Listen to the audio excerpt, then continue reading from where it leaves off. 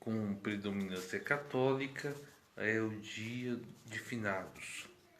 Uma homenagem que eles vão visitar o túmulo das pessoas que faleceram, as pessoas que marcaram a vida, familiares, parentes. Para muitos deu uma queda aqui no sinal, para muitos é um momento triste. Então, lógico, a morte é uma tristeza tremenda. E nós já fizemos o vídeo no passado, tem aí salvo no nosso Face, sobre o que é a morte. Hoje nós vamos dar não falar o que é a morte, mas o significado da morte. Sim, a morte é uma única certeza que quando nascemos, conforme a ciência, todas as pessoas quando nascem já nascem morrendo. Por quê? As células vão morrendo. E diariamente células morrem e não se renovam. Mas a morte ela parece ser o fim. Péssimo. O sinal está caindo, então eu vou tentar ser o mais rápido possível. A morte ela nos traz esperança. Esperança porque Jesus venceu a morte. Até então, não, antes de Jesus vir, a morte era o grande, abismo. Ninguém sabia como voltar. Muito bem. Você conhece pessoas que dormem muito? Mas antes eu quero falar para você que fazemos esse vídeo sem nenhuma pretensão acadêmica, teológica, só uma reflexão sobre a morte. A morte, se você quiser saber bem o que é a morte, olhe uma pessoa que dorme. Existem umas pessoas que roncam, tem pessoas que têm o sono leve, tem pessoas que entram rapidamente no sono chamado REM, e tem pessoas que têm um sono como eu, que você pode transportar a pessoa, roubar até a sua cama e ele não percebe. Então existem vários tipos de sonos. Oi, Ivonete, boa noite. Mas o que eu quero dizer é que invariavelmente todas as pessoas quando estão dormindo, elas não têm percepção do que ocorre ao seu redor. Sim, enquanto ela estiver dormindo, ela não vê o que acontece ao seu redor. Por mais que o sono seja leve, mas enquanto ela estiver no sono, ela não sabe o que ocorre. Aí ela vai ouvir o barulho e às vezes já ocorreu algum acontecido, alguma situação. Então a morte ela é como um sono. Então você pode identificar uma pessoa que está morta como uma pessoa que está dormindo. E isso porque a pessoa ela não tem ciência, ela não tem consciência do que está acontecendo ao seu redor. A primeira, para entendermos o que é a morte, o significado dela, vamos entender a origem. A origem está em Gênesis capítulo 2, versículo 7. Se você tiver uma Bíblia como eu tenho aqui, você pode pegar e ver Gênesis 2:7, ela fala a origem. Olha aqui, lá na primeira folha da Bíblia, você pode abrir, está aqui, eu não coloquei no texto, porque não achei que eu iria falar desse assunto agora. Então, 2:7 diz assim, eu errei aqui. Então formou o Senhor Deus ao homem, do pó da terra, e lhe soprou nas narinas o fôlego de vida, e o homem passou a ser uma alma vivente. Então a origem da morte está aí. Quer dizer, aqui é a origem da vida, mas a morte é antagônica à vida, é contrária à vida. A morte, vamos dizer assim, é o autônomo, ela é o contrário da vida. Então, você entendendo como surgiu a vida, vamos entender como surgiu a morte. Então, a morte significa o que? O que significa a vida? A vida, Deus formou um boneco, o boneco estava ali sem vida, inerte. O hardware, né, a parte física do homem estava ali, mas não tinha o software, não tinha nada lá dentro, era oco. Só tinha o corpão sem vida. E Deus soprou nas narinas e o homem passou a ser uma alma vivente. Então, o que é uma alma? Uma alma é a junção, é a soma do corpo físico com o fôlego de vida, que seria o software. Então, a parte física com o programa que Deus introduziu com o software. Juntou os dois, a vida. Aí, quando separa, é a morte. Então, vamos fazer uma experiência prática que eu já fiz aqui, mas para nós entendermos melhor o que é a morte, me acompanhe aqui. E eu quero que você olhe muito bem aqui atrás de mim. Estão conseguindo ver? Será que precisa de mais luz? Muito bem. Aqui, nós temos aqui uma lâmpada, bem aqui atrás. Isso, deixa eu pegar aqui a lâmpada. Estou enxergando a lâmpada? Muito bem. E agora? Ah, não. Ainda bem que o celular ele tem uns recursos bacanas, hein? Então, essa lâmpada, eu cortei a energia quando eu desliguei o interruptor. Essa lâmpada sem energia, ela consegue produzir luz? Só a lâmpada? Não. E somente a energia, se eu pegar os dois fios que tem aqui, o positivo e o negativo, os dois fios conseguem produzir luz? Também não.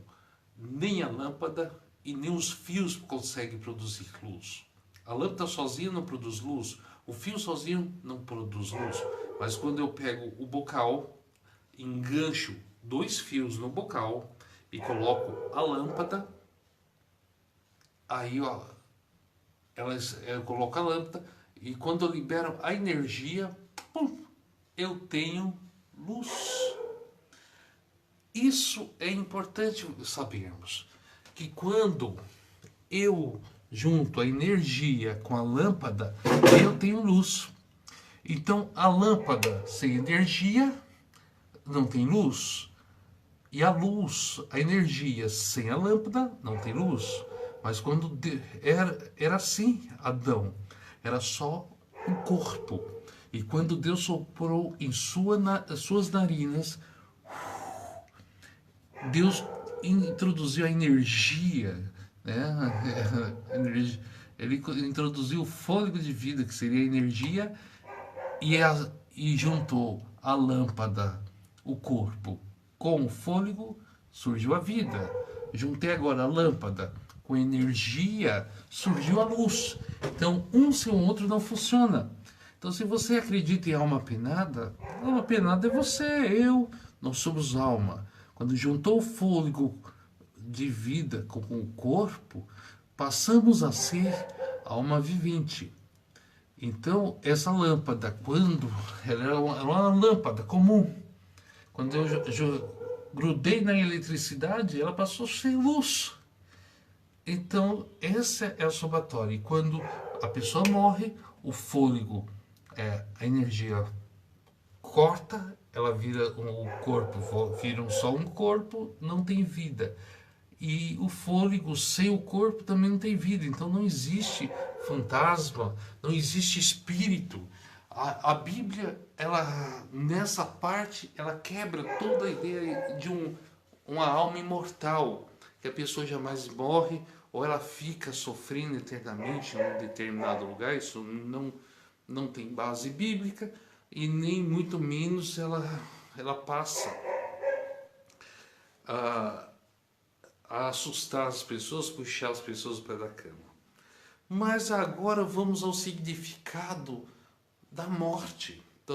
Então a morte, quando a pessoa morre, o fôlego, que é como a eletricidade, volta para a usina, que é Deus, o fôlego volta a Deus, a eletricidade volta para a usina, e a lâmpada não acende, e o corpo também sem o fôlego não tem vida. É um bonecão. Mas Jesus, ele mostrou o significado da morte. É esse que é o tema de hoje. Eu me demorei mais porque tinha que passar para vocês. São João capítulo 11, do 11 ao 14.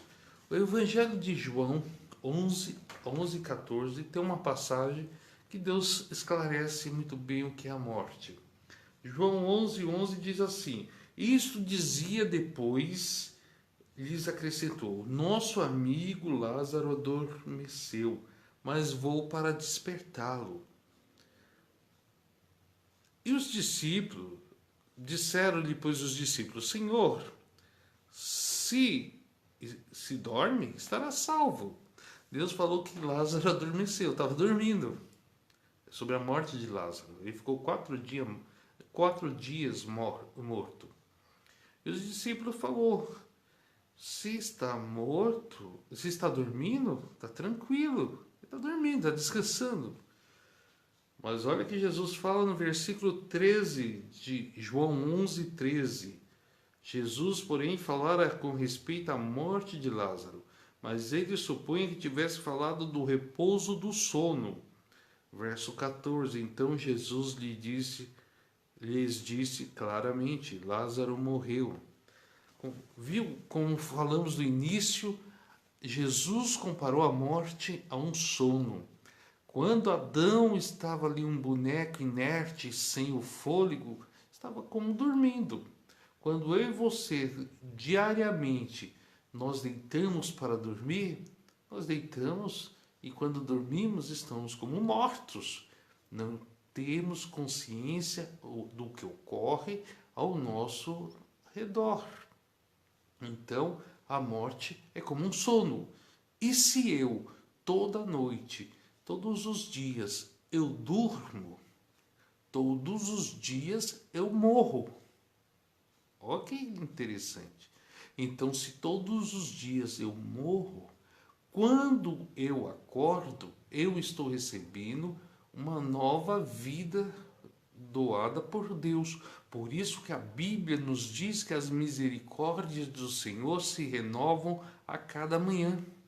Então, se todos os dias nós acordamos, é porque todos os dias nós recebemos um presente de Deus que é a vida. Todos os dias Deus nos ressuscita. Assim como ele fez com Lázaro, ele ressuscitou Lázaro após 4 dias. Todos os dias Deus nos ressuscita, nos concede a vida. E isso é um dom de Deus. As misericórdias do Senhor se renovam cada manhã. E eu tenho que agradecer a Deus continuamente, porque Ele me dá a vida. Porque eu morro todos os dias e todos os dias Deus me concede uma ressurreição nova. É muito importante isso, porque Adão, quando ele estava no bonecão de barro ali, Deus chegou em suas narinas e soprou o fôlego. E quando ele soprou o fôlego, Adão